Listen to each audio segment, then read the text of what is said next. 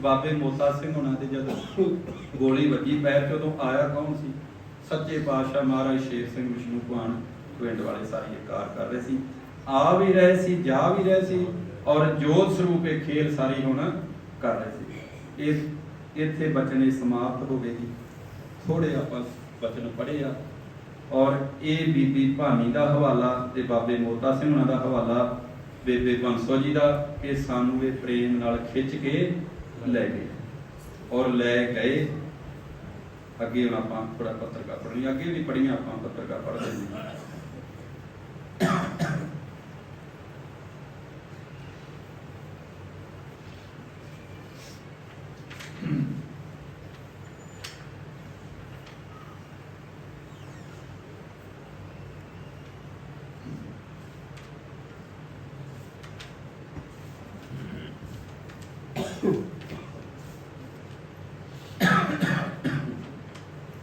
हर संगत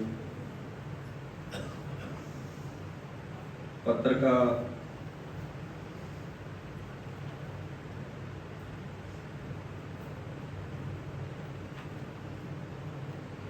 तीन चार पत्रिका पढ़निया पैनिया, सुरत करके सुनियो, क्योंकि एक दे नाल एक जिहड़ी चिट्ठी आ उहदा पुत्तर अगे फिर चलदा जा रहा, एक दे नाल अगे जुड़दा। पहलों थोड़ा खून का हवाला चिट्ठी दे विच भी जिहड़ा बाबे होना दे बाबे मोता सिंह होना दे खून परताया है, वो महाराज पूर्ण सिंह ने चिट्ठी लिखी ते इस कार दे बाद जिहड़ी कुप्पी सोहन महाराज शेर सिंह विष्णु भगवान दी जय ਵੱਲੋਂ पूर्ण सिंह आप जी के पवित्र चरणों में हाथ जोड़कर नमस्कार प्रवान होवे। साहिबजादे बाबे मोता सिंह लिख रहे हैं महाराज पूर्ण सिंह जी कि पूर्ण सिंह वालों मेरे वालों चिट्ठी आप जी के पवित्र चरणों में हाथ जोड़कर नमस्कार प्रवान होवे कि मैं आप जी के पवित्र जिहड़े चरण आ हुण अगे क्या बचन साझा किया कि बाबे मोता सिंह होना दे पैर आपां कह रहे हैं कि गोली वजी, जे चरण कहिए तो ये कोई दोष नहीं।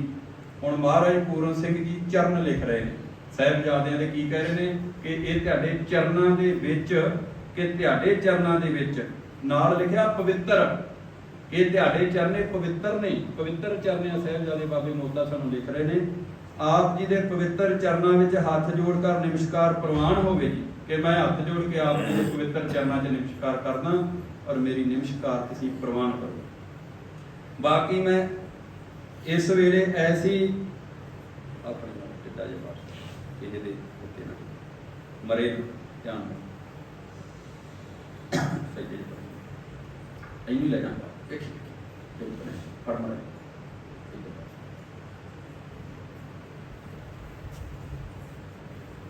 बाकी मैं इस वेले ऐसी जगह हाँ कैंप विच जिथों रुपए नहीं भेज सकता, इस वास्ते आपने मेरा प्रसाद 2.5 रुपए ते 2.5 रुपए भेटा रख देनी जी। इत्थे उतरिया उन्हां सिखां नूं संगतां नूं जिहड़े भैण भरा पुछदे आ बाबा जी सेवा किन्नी रखी पलंग दे उत्ते। हुण जे कह दईए कि देग दे बरोबर ते किसी सिख दे मन च हो सकदा कि पता नहीं पूजा भेटा लैन परताए दसी जांदे इन्नी सेवा। सुरत करके सुने पहलों देग किन्ने दी हुंदी सी? 1.25 रुपए की देग हुंदी सी, 1.25 दी हुंदी सी, इन्ने दी रसता आ जाती सी और 1.25 दी देग फिर देग महंगी हो गई।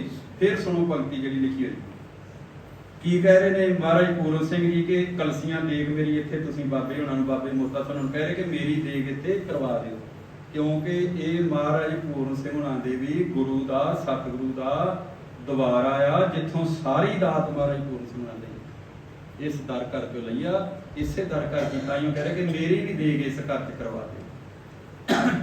बाकी मैं इस वेले ऐसी जगह हाँ कैंप विच जिथों रुपए नहीं भेज सकता, इस वास्ते आपने मेरा प्रसाद 2.5 रुपए ते 2.5 रुपए भेटा रख देनी जी।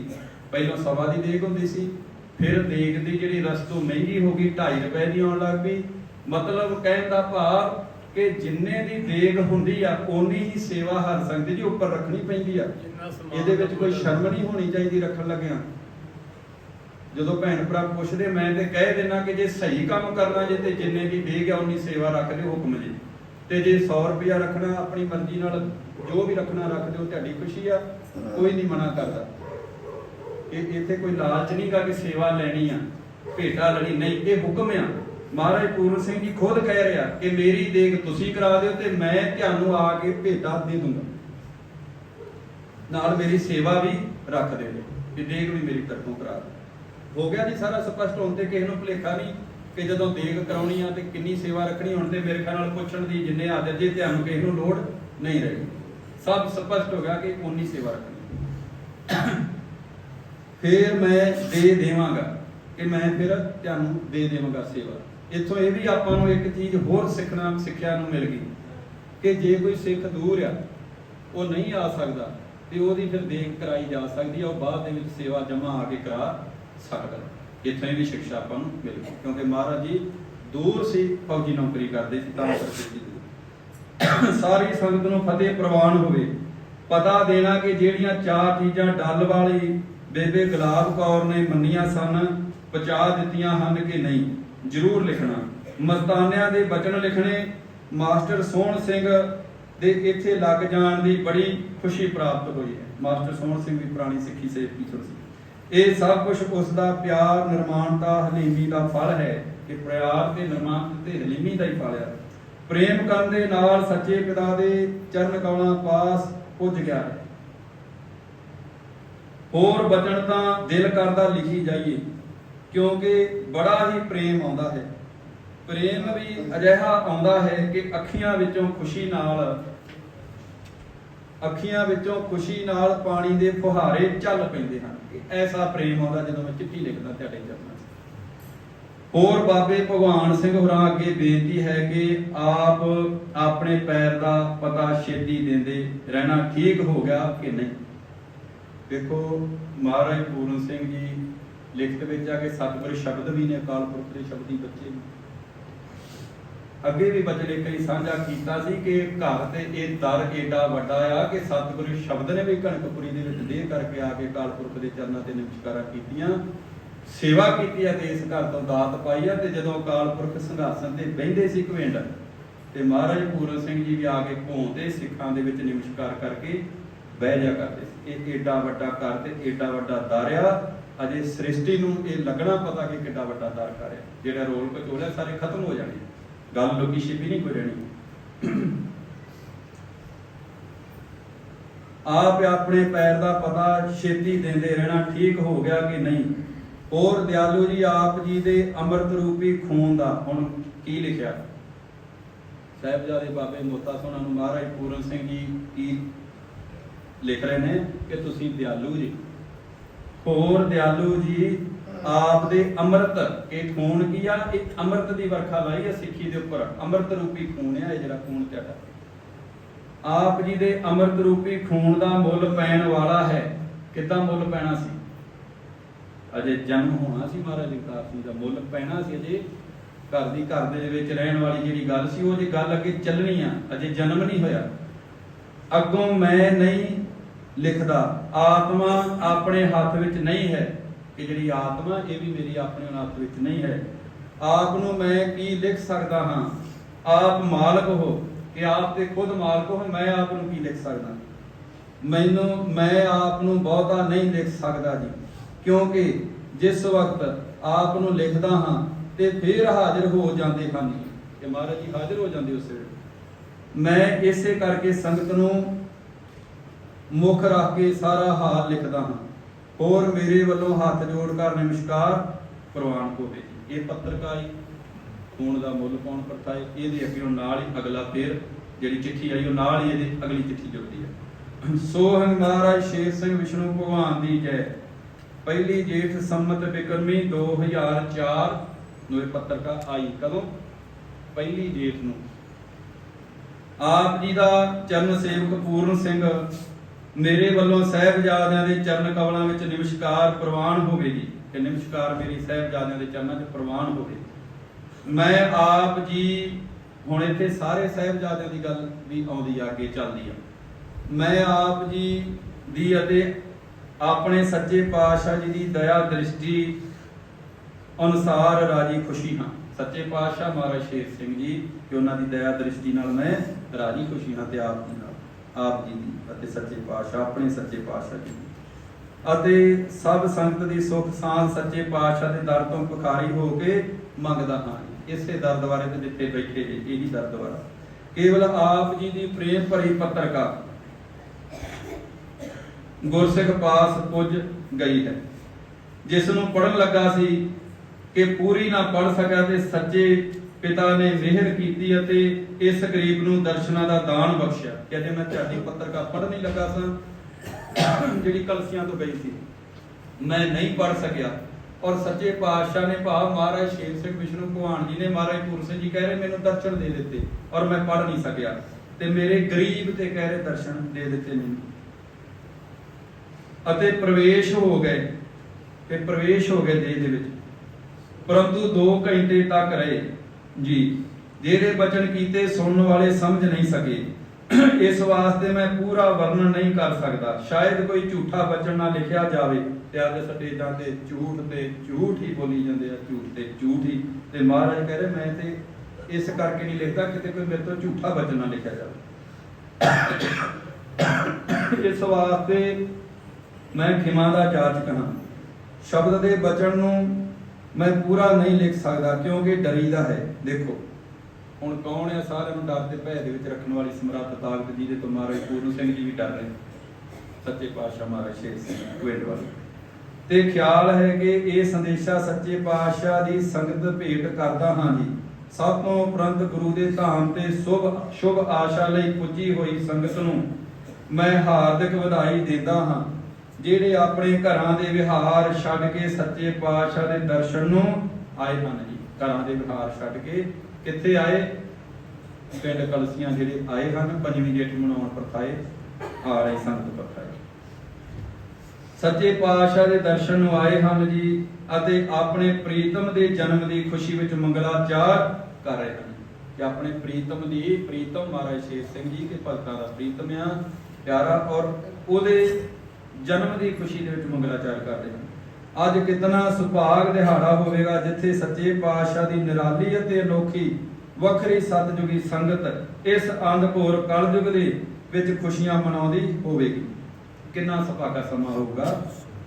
ਮਾਨਯੋਗ ਸਾਧ ਸੰਗਤ ਜੀ, ਮੈਂ ਤੁਹਾਥੋਂ ਬਲਹਾਰ ਹਾਂ ਜਿਹੜੇ ਹਿੱਤ ਚਿੱਤ ਕਰਕੇ ਸੱਚੇ ਪਾਤਸ਼ਾਹ ਦੇ ਦਰ ਦੇ ਸੇਵਕ ਹਨ ਜੀ। ਤੇ ਉਹਨਾਂ ਤੋਂ ਮੈਂ ਬਲਹਾਰ ਹਾਂ ਜਿਹੜੇ ਹਿੱਤ ਕਰਕੇ ਚਿੱਤ ਕਰਕੇ ਇਸ ਸੱਚੇ ਪਾਤਸ਼ਾਹ ਮਹਾਰਾਜ ਸ਼ੇਰ ਸਿੰਘ ਦੇ ਦਰ ਦੇ ਸੇਵਕ ਆ।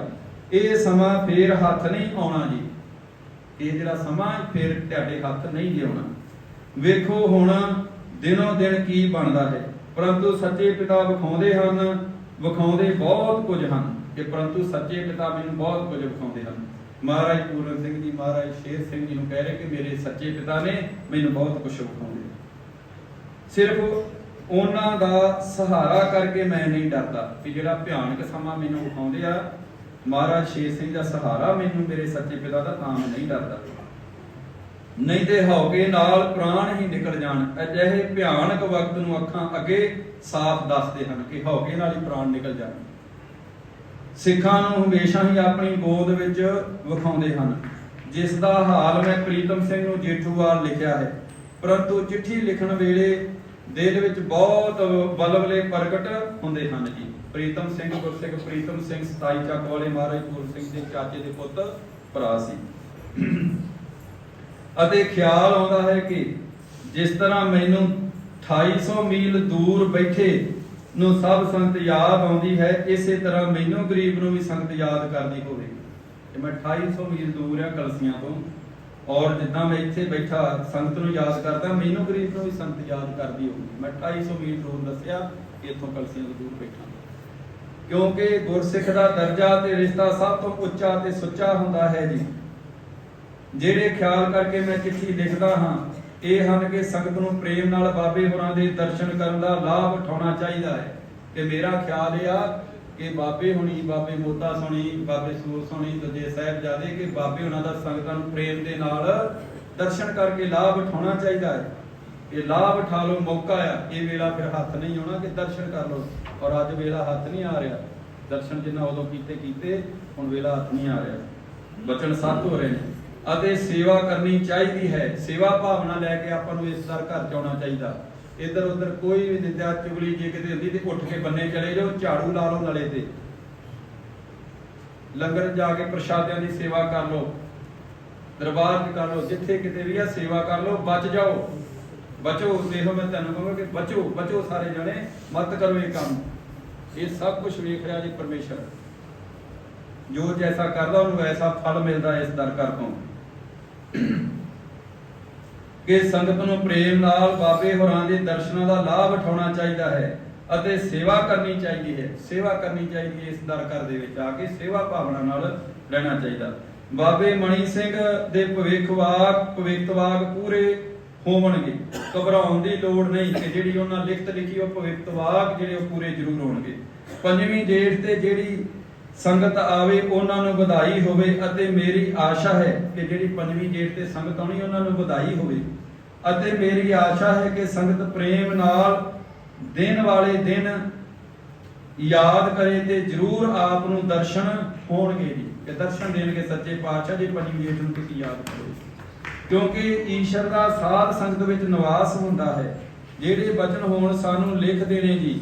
ਹੋਰ ਸੰਗਤ ਦੇ ਨਾਂ ਲਿਖਣੇ ਕਿੰਨੇ ਆਏ ਸਨ।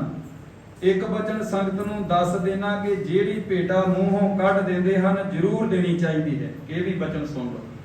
ਪਹਿਲੀ ਗੱਲ ਤੇ ਮੂੰਹ ਚੋਂ ਕੱਢੋ ਨਾ, ਸੁਖਣਾ ਸੁਖੋ ਨਾ।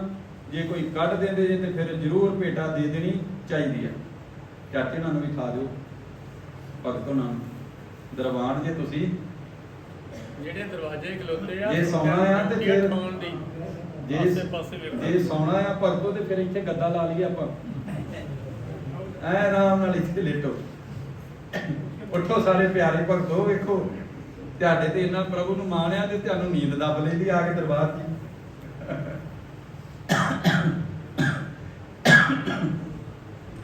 ਇੱਕ ਵਚਨ ਸੰਗਤਾਂ ਨੂੰ ਦੱਸ ਦੇਣਾ ਕਿ ਜਿਹੜੀ ਭੇਟਾ ਮੂੰਹੋਂ ਕੱਢ ਦਿੰਦੇ ਹਨ ਜ਼ਰੂਰ ਦੇਣੀ ਚਾਹੀਦੀ ਹੈ, ਕਿਉਂਕਿ ਉਧਾਰ ਦਾ ਸਮਾਂ ਨਹੀਂ ਰਿਹਾ।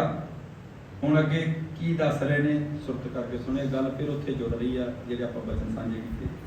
ਬੇਸ਼ੱਕ ਮੇਰੀ ਦੇਹ ਨਹੀਂ ਆਉਣੀ, ਸੱਚੇ ਪਿਤਾ ਦੀ ਜੋਤ ਜ਼ਰੂਰ ਹੋਵੇਗੀ। ਤੇ ਮੇਰੀ ਦੇਹ 2800 ਮੀਲ ਦੂਰ ਆ, ਨਹੀਂ ਆਉਣੀ, ਪਰ ਸੱਚੇ ਪਿਤਾ ਮਹਾਰਾਜ ਸ਼ੇਰ ਸਿੰਘ ਜੀ ਨੂੰ ਕਹਿ ਰਹੇ ਨੇ, ਮਹਾਰਾਜ ਪੂਰਨ ਸਿੰਘ ਜੀ, ਕਿ ਮੇਰਾ ਉਹ ਸੱਚਾ ਪਿਤਾ ਮਹਾਰਾਜ ਸ਼ੇਰ ਸਿੰਘ ਪਿੰਡ ਵਾਲੇ, ਤੇ ਉਹਨਾਂ ਦੀ ਜੋਤ ਜ਼ਰੂਰ ਹਾਜ਼ਰ ਹੋਵੇਗੀ ਤੇ ਨਦਰੀ ਨਦਰ ਨਿਹਾਲ ਕਰੇਗੀ। ਮੇਰੀਆਂ ਹੁਣ ਤੋਂ ਅੱਖੀਆਂ ਕਲਸੀਆਂ ਵਾਲੇ ਪਾਸੇ ਸੰਗਤਾਂ ਆਉਂਦੀਆਂ ਦੀ ਧੂੜ ਨੂੰ ਤੱਕ ਰਹੀਆਂ ਹਨ ਜੀ, ਕਿ ਜਿਹੜੀਆਂ ਕਲਸੀਆਂ ਵੱਲ ਨੂੰ ਸੰਗਤਾਂ ਆ ਰਹੀਆਂ ਨੇ ਉਹਨਾਂ ਦੀ ਜਿਹੜੀ ਧੂੜ ਉੱਡ ਰਹੀ ਆ, ਮੈਂ ਉਸ ਧੂੜ ਨੂੰ ਤੱਕ ਰਿਹਾ।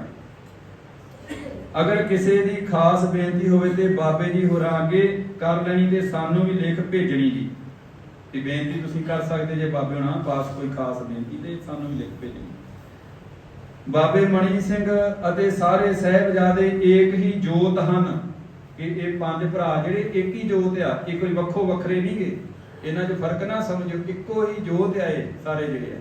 ਔਰ 3 ਨੰਬਰ ਗ੍ਰੰਥ ਦੇ ਵਿੱਚ ਆ ਕਿ ਪੰਜਾਂ ਦਾ ਮੈਂ ਮਾਲਕ ਆ, ਪੰਜਾਂ ਵਿੱਚ ਮੇਰਾ ਦੀਪਕ ਜਗ ਰਿਹਾ ਜੋਤ ਦਾ, ਪੰਜੇ ਤੁਸੀਂ ਭਾਈ ਜੇ ਰਲ ਮਿਲ ਕੇ ਰਹਿਣਾ ਆ। ਵੇਖੋ ਬਾਹਰ ਸ੍ਰਿਸ਼ਟੀ ਤੇ ਅੱਗ ਲੱਗੀ ਆ, ਕੁੜਿਆਰ ਭੁੜਕਦਾ ਫਿਰਦਾ ਹੈ, ਤੇ ਤੁਸੀਂ ਬਚਣਾ ਆ, ਤੇ ਤੁਸੀਂ ਨਹੀਂ ਲੜਨਾ ਝਗੜਨਾ, ਪੰਜਾਂ ਨੇ ਪ੍ਰੇਮ ਪਿਆਰ ਨਾਲ ਰਹਿਣਾ, ਕਿਉਂਕਿ ਪੰਜਾਂ ਦਾ ਮਾਲਕ ਮੈਂ ਇੱਕ ਆ ਤੇ ਪੰਜਾਂ ਦੇ ਵਿੱਚ ਮੇਰੀ ਜੋਤ ਇੱਕੋ ਹੀ ਆ। ਇਹ ਗ੍ਰੰਥ ਨੰਬਰ 3 ਦੇ ਵਿੱਚ ਹਰ ਸੰਗਤ ਜੋ ਲਿਖਦਿਆ, ਉੱਥੇ ਸਾਰਾ ਹੀ ਕੋਈ ਜਿਹੜਾ ਭਰਮ ਭੁਲੇਖਾ ਸਾਹਿਬਜ਼ਾਦਿਆਂ ਪਰਥਾਇਆ ਮਹਾਰਾਜ ਉਹਨਾਂ ਨੇ ਉੱਥੇ ਜਿਹੜਾ ਕੱਢ ਦਿੱਤਾ ਆ ਕਿ ਪੰਜਾਂ ਦੀ ਪਿੱਠ ਤੇ ਮੇਰਾ ਹੱਥ ਆ, ਪੰਜਾਂ ਦਾ ਮੈਂ ਮਾਲਕ ਆ, ਪੰਜਾਂ ਦਾ ਮੈਂ ਸਹਾਈ ਹੁੰਨਾ ਆ, ਪੰਜ ਮੈਂ ਪ੍ਰਧਾਨ ਕਰ ਦਿੱਤੇ ਔਰ ਇਹ ਪ੍ਰਧਾਨ ਰਹਿਣਗੇ। ਕੀ ਲਿਖਿਆ ਉੱਥੇ? ਇਹ ਪੰਜ ਜਿਹੜੇ ਮੇਰੇ ਬੱਚੇ ਆ, ਪੋਤੇ ਆ, ਸਾਹਿਬਜ਼ਾਦੇ, ਇਹ ਪੰਜ ਪ੍ਰਧਾਨ ਰਹਿਣਗੇ। ਇਹਨਾਂ ਨੂੰ ਮੈਂ ਮਾਣ ਦੇ ਰਿਹਾ, ਔਰ ਮਾਣ ਦੇਣ ਵਾਲਾ ਮਹਾਰਾਜ ਸ਼ੇਰ ਸਿੰਘ ਵਿਸ਼ਨੂੰ ਭਗਵਾਨ ਮੈਂ ਆ, ਔਰ ਬੱਚਿਆਂ ਨੂੰ ਮਾਣ ਦੇ ਰਿਹਾ। ਗ੍ਰੰਥ ਨੰਬਰ 3 ਦੇ ਵਿੱਚ ਹਰ ਸੰਗਤ ਜੀ ਬੜਾ ਸਾਫ਼ ਸਪਸ਼ਟ ਕਰ ਦਿੱਤਾ ਕਿ ਇੱਕ ਹੀ ਜੋਤ ਆ ਪੰਜਾਂ ਦੇ ਵਿੱਚ, ਕੋਈ ਵੱਖੋ ਵੱਖ ਨਹੀਂ ਹੈ।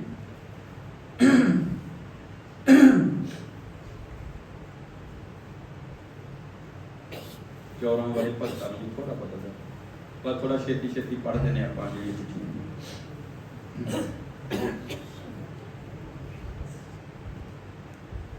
ਮੈਨੂੰ ਕਦੀ ਖਿਆਲ ਆਉਂਦਾ ਹੈ ਕਿ ਕਿਸੇ ਗੁਰਸਿੱਖ ਦੀ ਚਿੱਠੀ ਮੇਰੇ ਪਾਸ ਆਵੇ ਤੇ ਮੈਂ ਉਹਨੂੰ ਧੰਨਵਾਦ ਸਹਿਤ ਉੱਤਰ ਦੇਵਾਂ, ਮਗਰ ਕੋਈ ਨਹੀਂ।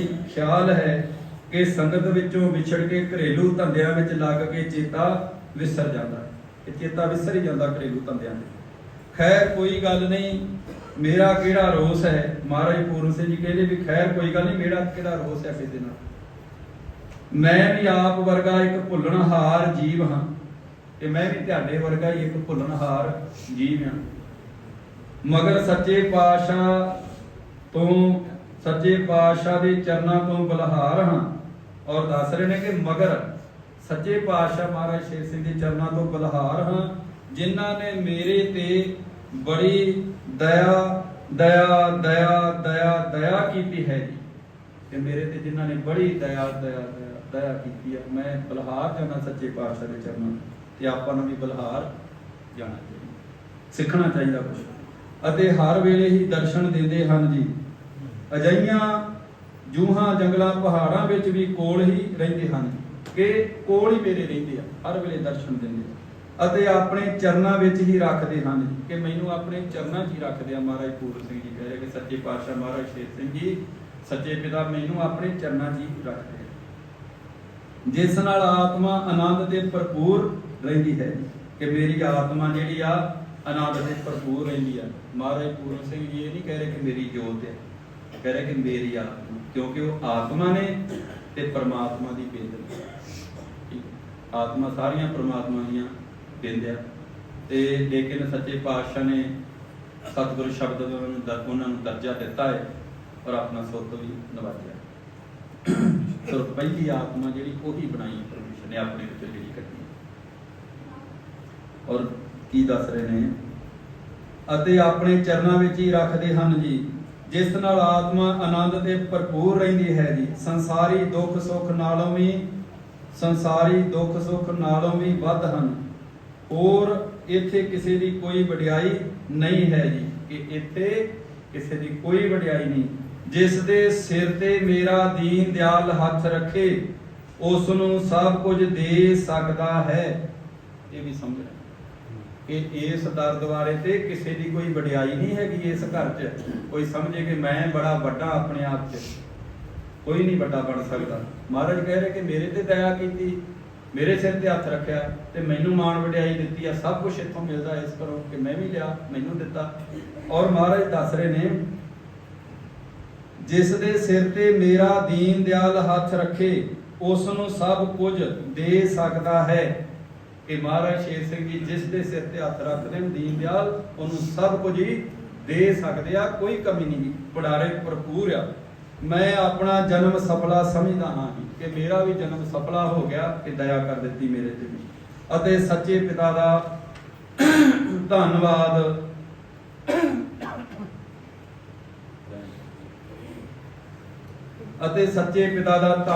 ਕਰਦਾ ਹਾਂ, ਜਿਸ ਨੇ ਮਿਹਰ ਕਰਕੇ ਮੇਰਾ ਮਨ ਅਤੇ ਤਨ ਆਪਣੀ ਜੋਤ ਦੀ ਸੇਵਾ ਵਿੱਚ ਲਾਇਆ ਹੈ ਜੀ।